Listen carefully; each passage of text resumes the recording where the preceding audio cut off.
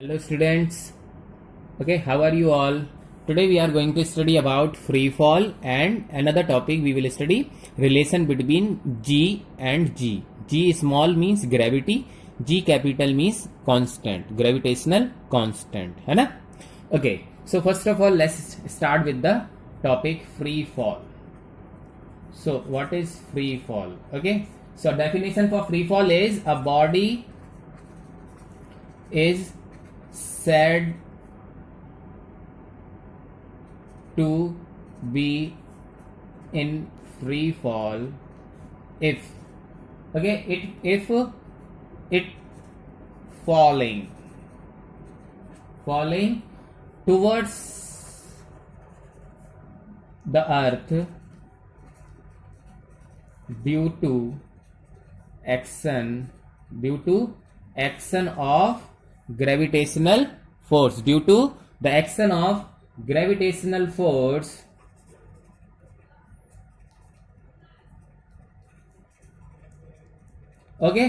and gravitational force of earth only is set, है ना? Gravitational force of earth only. Okay, now repeat or understand this, what is have. A body is said to be in free fall, मतलब किसी body को free fall में जब कहेंगे जब अगर वो अर्थ की तरफ आ रही है due to the action of gravitational force only, और इसके अलावा उस पर कोई फोर्स एक्ट नहीं कर रहा हो, मतलब हम उसको धागे से खींच नहीं रहे हो, जैसे पतंग उड़ाते हैं उसको खींचते हैं तो अर्थ की तरफ आती है, लेकिन हम खींच रहे हैं, तो उस टाइम पे वो फ्री फॉल में नहीं कहलाएगा. फ्री फॉल मतलब free without any force, only one force is acting, that is gravitational force. समझ गए? तो the body which is falling under और द इन्फ्लुएंस और we can say due to the action of gravitational force only, सिर्फ gravitational force उसके ऊपर act कर रहा होगा तो ही उस ऑब्जेक्ट को हम फ्री फॉल कहेंगे. ठीक है.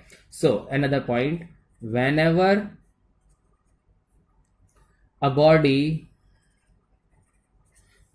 a body or object falls, जब भी कोई बॉडी या कोई ऑब्जेक्ट फॉल्स टुवर्ड्स अर्थ, जब भी कोई ऑब्जेक्ट अर्थ की तरफ गिरता है, ठीक है, फॉल्स टुवर्ड अर्थ, तो क्या होता है? ऑन इट्स ऑन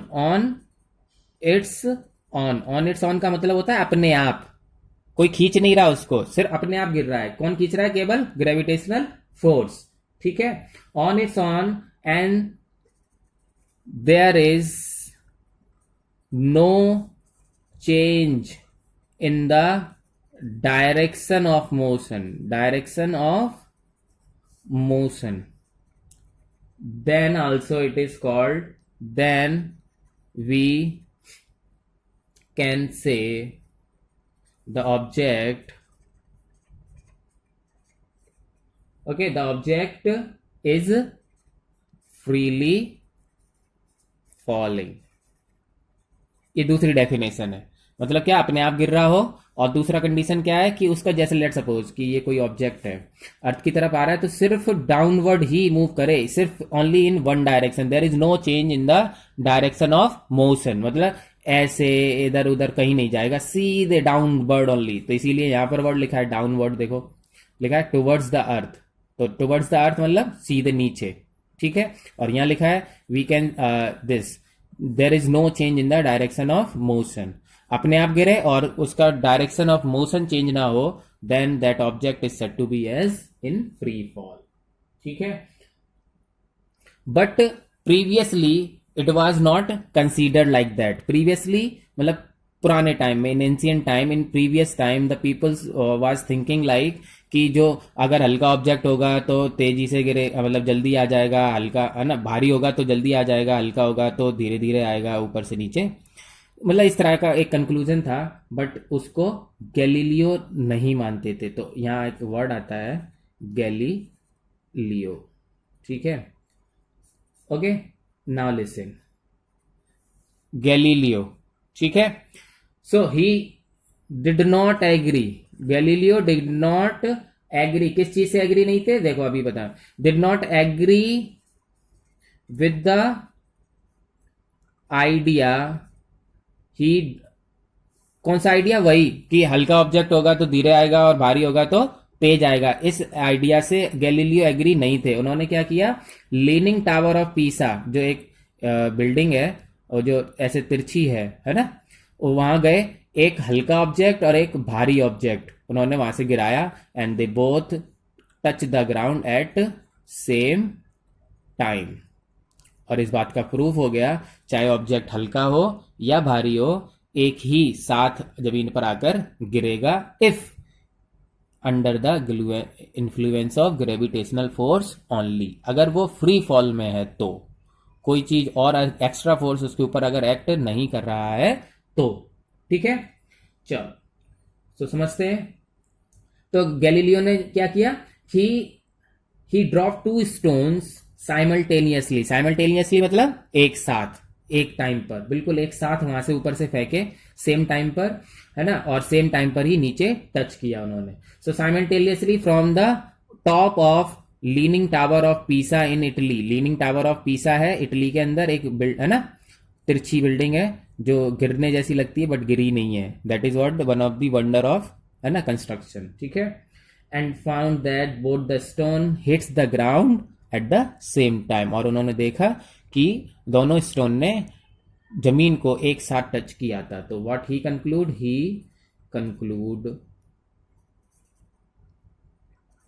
दैट, क्या कंक्लूड किया उन्होंने, he conclude that, okay, the object either light or heavy, okay, both move with the same acceleration। एक ही सेम स्पीड से, देखो जब सेम टाइम से जैसे हमने रेस लगाई तो सेम टाइम पे छोड़ा और सेम स्पीड है तो सेम टाइम पे ही तो टच करेंगे फिनिश लाइन को, तो ऑब्वियस बात है यही है ना, कंक्लूजन आएगा। ठीक है, देन गैलीलियो के कंक्लूजन को Robert Boyle, another scientist, Robert Boyle, ठीक है, इन्होंने क्या कहा, the result of Galileo, result of Galileo is later verified, verify कर दिया, ठीक है, वेरीफाइड बाय रॉबर्ट बॉयल। ठीक है, रॉबर्ट बॉयल ने उसको वेरीफाई किया। ठीक, इन्होंने भी एक एक्सपेरिमेंट किया, रॉबर्ट बॉयल ने। इन्होंने क्या किया देखो, इन्होंने एक चैम्बर लिया, ग्लास चैम्बर, मतलब ये पूरा ग्लास का बना हुआ था। ठीक है, इन्होंने यहां पर एक फेदर रखा, पंख, ठीक है, और एक कॉइन रखा और सारी एयर आउट कर दी। यहां पर क्या कर दिया, वैक्यूम। ठीक है, वैक्यूम समझते हैं, बिल्कुल एयर रेजिस्टेंस खत्म कर दिया, एयर आउट, विदाउट एयर कर दिया इसको, है ना, विदाउट एयर, इनसाइड कोई एयर नहीं थी, सिर्फ अब इसके अंदर दो ही, एक फेदर था और एक कॉइन था। इन्होंने इसको टर्न किया, तो अभी जब टर्न हो जाएगा तो कैसे हो जाएगा देखना, यहाँ फेदर है और ये कॉइन है, एंड दे स्टार्ट फॉलिंग।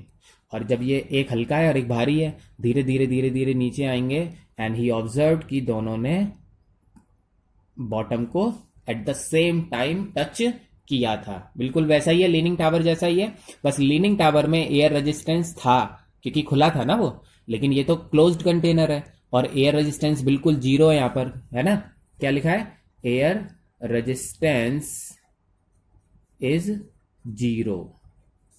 ठीक है, सो व्हाट ही कंक्लूड, तो देखो ही कंक्लूड, इनका कंक्लूजन क्या था कि in the absence of air, क्योंकि एब्सेंस ऑफ एयर है ना, लिखा है air resistance is zero, there is no air, without air, तो absence of air. So in the absence of air, ठीक है, in the absence of air, all the bodies of different mass, all the bodies of different mass. Different mass का मतलब एक feather है बहुत हल्के 2 ग्राम का, 3 ग्राम का, और एक कॉइन है 10 ग्राम का, 12 ग्राम का, तो डिफरेंट मास है। यस, तो all the bodies of different मास, तो ये केवल फेदर और कॉइन के लिए नहीं है, हर ऑब्जेक्ट के लिए है, ऑल द बॉडीज। ठीक है, so all the bodies of different मास, ठीक है, फॉलोइंग फ्रॉम सेम हाइट, अगर वो सेम हाइट से गिर रहे हैं, will touch the ground eight same time, hit, है ना, hit the ground eight same time, यही तो लिखा है, same time, he touch the ground eight same time पर टच किया, है ना, और सेम टाइम पर स्टार्ट किया, तो ये बिल्कुल हल्का और भारी दोनों ऑब्जेक्ट एक ही साथ एक ही स्पीड से मूव कर रहे थे। समझ गए? तो इसका सीधा फाइनल एक कंक्लूजन निकल कर आता है इन दोनों एक्सपेरिमेंट का, वो है the motion of the freely falling object, the motion of the freely falling object is uniformly accelerated।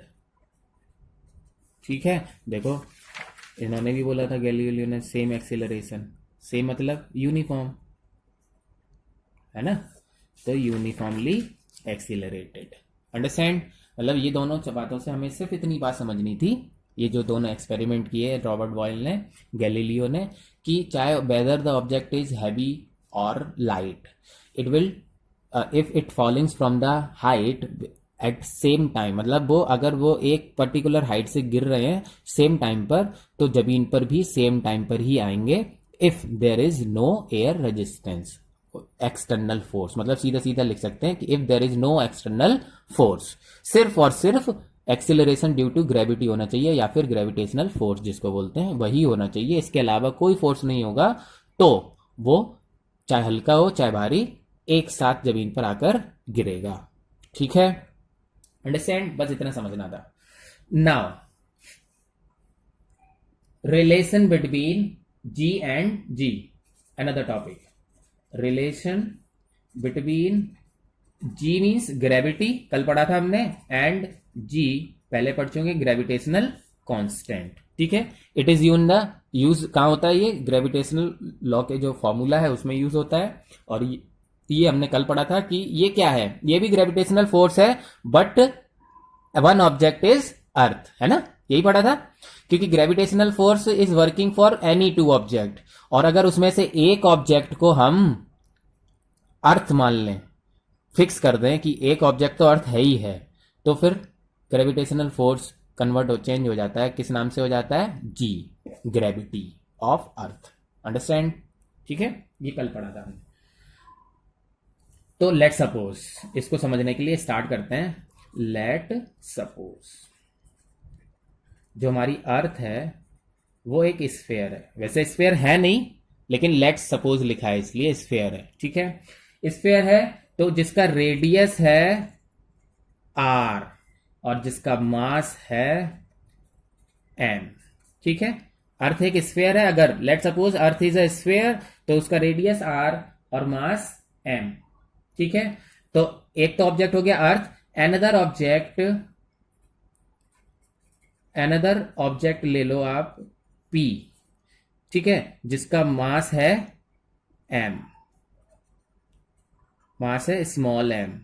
ठीक है, तो दो ऑब्जेक्ट हो गए, एक हो गया अर्थ, एक हो गया ऑब्जेक्ट पी जिसका मास है एम और अर्थ का मास है कैपिटल एम, क्योंकि ग्रेविटेशनल फोर्स दोनों के मास के प्रोडक्ट के डायरेक्टली प्रोपोर्शनल होता है ना। ठीक है, ओके, यस सर। नेक्स्ट, अब हमने क्या पढ़ा है, फोर्स ऑफ अट्रैक्शन। जो फोर्स ऑफ अट्रैक्शन होगा किसी भी दो ऑब्जेक्ट के लिए, तो फोर्स ऑफ अट्रैक्शन होता है, बहुत आराम से, जी एम कैपिटल अर्थ का और स्मॉल एम पी ऑब्जेक्ट का, और उन दोनों के बीच का डिस्टेंस। तो देखो एक बात है, ये अर्थ है और ऑब्जेक्ट पी अगर दूर है अर्थ से, तो ये डिस्टेंस कहां से यहां तक होगा, ठीक है। और ये अर्थ है और object P is on the surface, तो ये डिस्टेंस यहां से यहां तक होगा। तो in case on the surface, अगर ऑब्जेक्ट सरफेस के ऊपर है तो उस टाइम पर डिस्टेंस जो होता है वो रेडियस हो जाती है अर्थ की, क्योंकि देखो यही तो रेडियस होती है अर्थ की, है ना। तो अगर ऑब्जेक्ट सरफेस पे है अर्थ के, तो उस टाइम हम इसको क्या मान लेते हैं, इस डिस्टेंस को, डिस्टेंस बिटवीन द ऑब्जेक्ट को रेडियस ऑफ द अर्थ बोलते हैं, ठीक है। कब, जब ऑब्जेक्ट इज नियर और ऑन द सरफेस ऑफ अर्थ, ये बाद में अभी समझेंगे। इतनी बात समझ गए। नाउ ये हमारा फॉर्मूला है, ठीक है, फ्रॉम ग्रेविटेशन। ये हमने कहां से पढ़ा है, फोर्स ऑफ अट्रैक्शन का फॉर्मूला फ्रॉम ग्रेविटेशन, ठीक है। नाउ वी ऑल्सो नो, और हमें क्या पता है कि there is F is equal to M into A, पढ़ा है। And this A is equal to M, नीचे चला जाएगा, एफ अपॉन एम, ठीक है। ए क्या है, acceleration, that is what, F upon m, ठीक है। इतनी बात समझ में आ गई। तो अब तक देखो हमने इसके लिए क्या किया है, सिर्फ हमने लेट सपोज कि अर्थ एक ऑब्जेक्ट है और दूसरा ऑब्जेक्ट है पी। अर्थ का मास है कैपिटल एम, पी का मास है स्मॉल एम, उनका ग्रेविटेशनल फोर्स हो जाएगा ये। दूसरा फॉर्मूला हमें पता है, F is equal to mass into acceleration, तो फिर एक्सेलरेशन इज इक्वल टू हो जाएगा फोर्स अपॉन मास, ठीक है। बस इतना, ठीक है। तो ये इक्वेशन है 1, ये इक्वेशन है 2, ठीक है। अब क्या करना है आपको, put the value of F, F जो एफ था, ये एफ ही है ना, force of attraction, F is equal to है ना ये, put the value of F in equation number 2, इस एफ की जगह पर रख देंगे, तो क्या हो जाएगा, ए इज इक्वल टू, ठीक है, put value of F in equation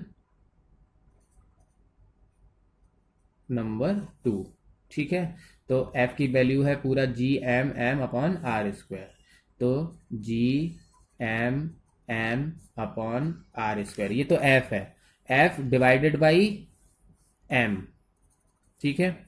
इस m से ये m कट जाएगा, a is equal to G M upon are square, ये मिला आपको, ठीक है। अब देखो दिस एक्सिलरेशन, ये जो एक्सिलरेशन है क्यों आ रहा है ऑब्जेक्ट के अंदर, due to gravitational force of attraction, due to the gravity of Earth, है ना। So this acceleration produce in the object due to what, gravity of Earth, है ना। इसीलिए इस वाले एक्सिलरेशन को यहां पर इसको हम बोल देंगे एक्सिलरेशन ड्यू टू ग्रेविटी, नाम बस वैल्यू बदल दी, जी हो गया। जी क्या है, acceleration due to gravity, and that is equal to क्या, सेम वही रहेगा, जी M M upon are square, ठीक है। समझ आई बात, इतनी बात समझ में आ गई। दिस इज व्हाट, जी। अभी हमने सिर्फ जी समझा है ना। फिर से बस 2 इक्वेशन याद रखनी, एक फोर्स याद रखना था, दूसरा एक्सेलरेशन, फोर्स की वैल्यू एक्सेलरेशन में रख देंगे, सॉल्व करेंगे तो ए आ जाएगा। और ये ए क्यों आ रहा है, ड्यू टू ग्रेविटी, तो इसको हम लिख देंगे ग्रेविटी, ठीक है। And that is G M upon are square. Now the thing is, जो अभी मैं से ये समझा रहा था कि ऑब्जेक्ट अगर दूर है, ठीक है, तो इस यहां आप देखिए बात वही आ गई कि ये अगर 2 ऑब्जेक्ट हैं दूर हैं, तो हम यहां लेंगे आर, आर क्या, डिस्टेंस, ठीक है। और अगर ये object is on the surface of अर्थ, अगर ये सरफेस है अर्थ के ऊपर ही है, तो फिर यहां हो जाएगा रेडियस, तो वहां लिखेंगे कैपिटल आर, ठीक है। समझ गए। कब, तो ये 2 बातें देखना, कब, जब when the object is far from earth, ठीक है, जब ऑब्जेक्ट फार फ्रॉम अर्थ है तब डिफरेंस आएगा radius, sorry distance R. When the object is on the surface of earth then तब आएगा रेडियस, और उसको मार्क करते हैं कैपिटल आर से, क्योंकि अगर स्मॉल आर से मार्क कर देंगे तो एक जैसे ही रहेंगे ना, ठीक है। तो ये कब है, when the object is far from, ये कब हुआ, आर है ना, तो when the object is away from earth, दूर है अर्थ से, ठीक है। तो फिर when the object is on the surface, ठीक है, ऑफ अर्थ। अगर ऑब्जेक्ट सरफेस के ऊपर है तो अब इसके बीच का डिस्टेंस क्या हुआ, यहां से यहां तक, ठीक है, डिस्टेंस मतलब जो सेंटर के बीच का डिस्टेंस होता है वही तो लेते हैं, तो यहां इस सेंटर से इस सेंटर तक, और ये डिस्टेंस अब क्या कहलाएगा, रेडियस ऑफ अर्थ, एंड वो है आर, कैपिटल आर। तो फिर वो फॉर्मूला चेंज हो जाएगा, G is equal to upon are square. कब, when object is on the surface, ठीक है, clear. So this is the relation between small G and capital G. So this is the relation between small G and capital G, है ना। बस simple सी बात थी, बहुत अच्छे से एक बार देखोगे तो याद हो जाएगा। आपको एक फोर्स ऑफ अट्रैक्शन मालूम होना चाहिए, दूसरा एक्सीलरेशन का फॉर्मूला, फिर फोर्स की वैल्यू एक्सीलरेशन में पुट कर देंगे तो एक्सीलरेशन मिल जाएगा, ठीक है। एक्सीलरेशन मिल जाएगा तो दो कंडीशन है, अगर ऑब्जेक्ट दूर है तो डिस्टेंस आर रहता है, अगर ऑब्जेक्ट ऑन द सरफेस है तो रेडियस कैपिटल आर रहती है। दो फॉर्मूले हो जाएंगे, ये वाला formula when the object is far from earth, और ये वाला फॉर्मूला कैपिटल आर वाला when the object is on the surface of earth. बस इतनी सी बात है, ठीक है। सो अब क्या हुआ, ये जो एक्सेलरेशन ड्यू टू ग्रेविटी है किसके ऊपर डिपेंड कर रही है, एक तो ग्रेविटेशनल कांस्टेंट, ये वैल्यू तो फिक्स है, कोई दिक्कत नहीं है, मास ऑफ अर्थ और रेडियस ऑफ अर्थ, इसमें दूसरे ऑब्जेक्ट से कोई लेना देना नहीं है ना। मतलब जो acceleration due to gravity, acceleration due to gravity G जो है ना, इट है ना, इज नॉट, डज नॉट, ठीक है, does not depend upon the mass of object, ठीक है। तो acceleration due to gravity does not depend on the mass of object.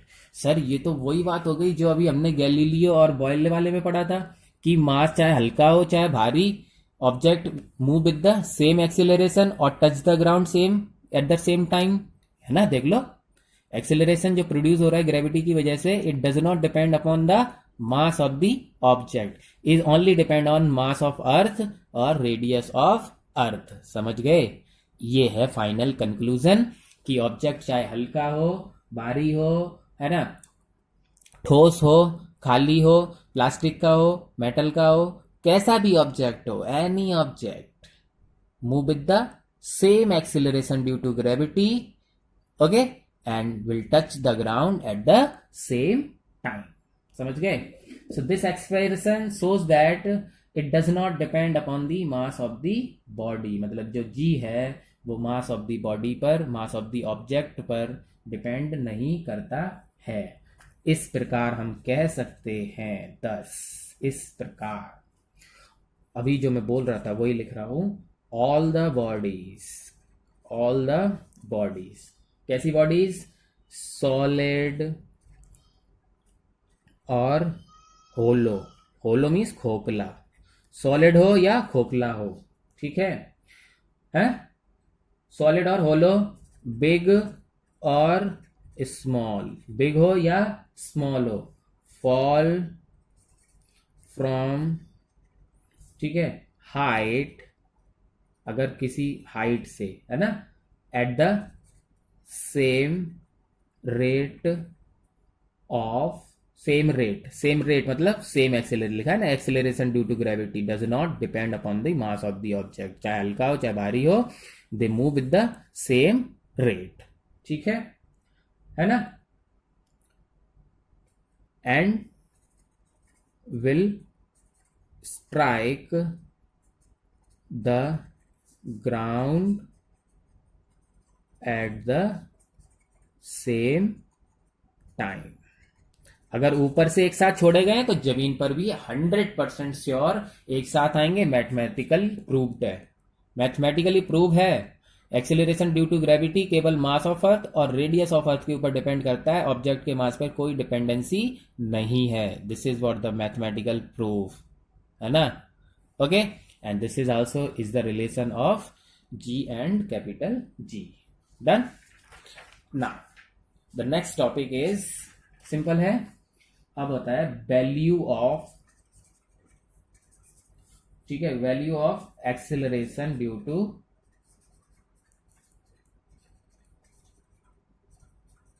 Gravity. क्योंकि जी की तो आपको पता है, what is the value of G, that is 6.67 10 to की पावर -11, ठीक है ना, Newton kilogram, newton metre square upon kilogram square, यही है। चलो अभी याद हो जाएगी, अभी रिवाइज भी होगी। तो एक्सेलरेशन ड्यू टू ग्रेविटी की वैल्यू कैलकुलेट करेंगे। अब देखिए, G is equal to capital G mass of earth और रेडियस ऑफ अर्थ, यही हो गया, ठीक है, एक्सेलरेशन ड्यू टू ग्रेविटी, क्योंकि ऑब्जेक्ट अर्थ है ना। हाँ, नाउ मास कितना है अर्थ का, मास ऑफ अर्थ है 6 इंटू 10 टू की पावर 24, ठीक है, और रेडियस ऑफ अर्थ है 6.4 10 टू की पावर 6 मीटर। तो आप वैल्यू रख देंगे, when you will get this, G की वैल्यू है 6.67 10 टू की पावर -11, अर्थ का 6 इंटू 10 टू की पावर 24, आर स्क्वायर, आर क्या है 6.4 10 टू की पावर 6, एंड डबल करेंगे ना, स्क्वायर है, तो 6 इंटू 10 टू की पावर 6। मैंने तब भी बोला था नंबर एक तरफ पावर्स एक तरफ, नंबर एक तरफ मतलब ये, ठीक है, पावर्स क्या है 10 टू की पावर -11 इंटू 10 टू की पावर 24, नीचे है पावर 10 टू की पावर 6 10 टू की पावर 6, ठीक है। देखो क्लियर है, 24 से 11 जाएगा 13, और 6 और 6 12 होते हैं, ऊपर जाएंगे माइनस हो जाएंगे, तो 13 में से 12 और चला जाएगा तो बचेगा 10, ठीक है। इसका मतलब हुआ कि 6.67 इंटू 6 अपॉन 6.4 इंटू 6.4 इंटू 10। जब आप you will solve this, please solve, है ना, क्योंकि अभी टाइम लगेगा, आप इसको आराम से बैठ के सॉल्व करिए, you will get 9.8 metre per second square, acceleration due to gravity of earth on the surface. कौन सा सरफेस का ही फॉर्मूला लिया है ना, ऑन द सरफेस वाला फॉर्मूला लिया है ना सर, तो ये वैल्यू भी सरफेस की है। इसका मतलब हुआ ये वैल्यू चेंज होती होगी कब, जब सरफेस से ऊपर जाएंगे या सरफेस से नीचे जाएंगे, ये बाद की बात है। आज हमें सिर्फ इतना ये समझना है कैलकुलेशन की कैसे। अब तक हम ये डायरेक्ट पढ़ के आ रहे थे ना, बहुत बार क्वेश्चंस में हम 10 भी यूज कर लेते हैं, है ना, to make the calculation easier, मतलब कैलकुलेशन को ईजी करने के लिए हम 10 ले लेते हैं, बट एक्चुअली इट इज 9.8। जब आप इसको सॉल्व करेंगे you will get this, okay. So revise this point, है ना, ओके, थैंक यू।